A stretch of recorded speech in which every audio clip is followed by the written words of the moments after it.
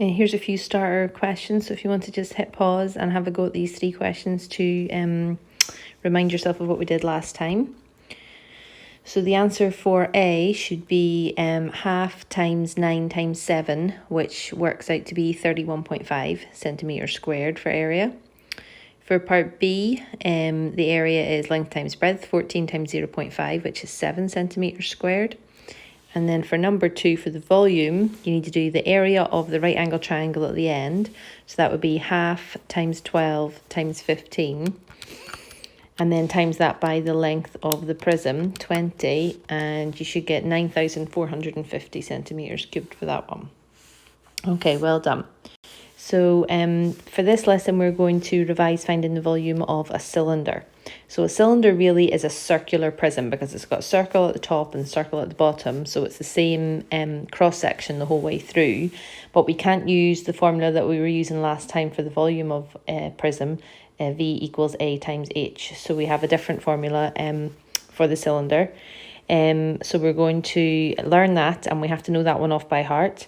And we're going to substitute into it and evaluate it. And then we're going to do some where you have to find a missing height or radius when you're given the volume. Let's have a look at the first example. So the volume of a cylinder, well, we really are using the formula V equals A times H, because if you think about the area of a circle, pi r squared, that's what we've got in our volume formula.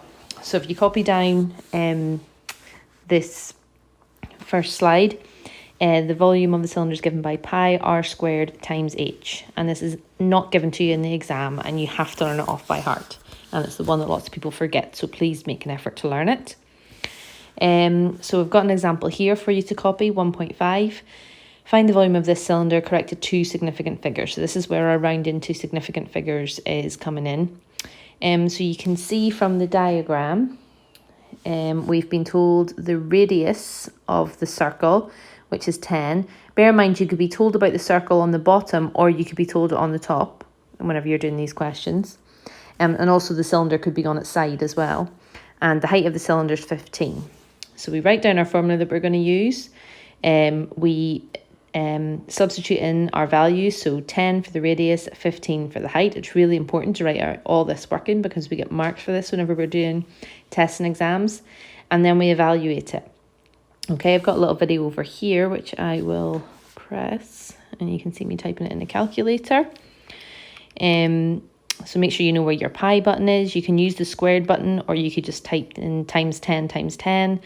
And then I have to change mine using that SD button to change it back to a decimal. So you can see on the calculator I got 4,712.3 blah blah blah. I've just written down the first couple of decimal places, and then the question's asked to round to 2 significant figures. So I've gone with the 4 and the 7. The 1 means the 7 stays the same. The 1 and the 2 get replaced with zeros, and the 3 we don't need to worry about. So it's 4,700 centimetres cubed to 2 significant figures. Another example then is we've got a soup tin here, and the question is asking how many millilitres of soup will the tin hold when it's full. So if you can copy this one down as well, so you've got this in as a note. So in this one you can see we've been told the height of the cylinder is 11.2. We've been told 7, which is the diameter of the circle. Now remember, for our formula we need the radius, so we're going to have to remember in half that diameter. So the radius is going to be 3.5. So I've written out the formula, substituted in, and then evaluated on the calculator. I've done it again for you here to watch.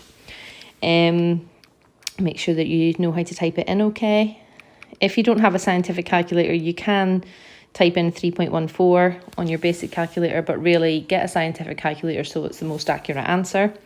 You can see here what I've got for my answer, and then I've written over here just the first couple of digits. I haven't been told in this question what to round to, so I've decided.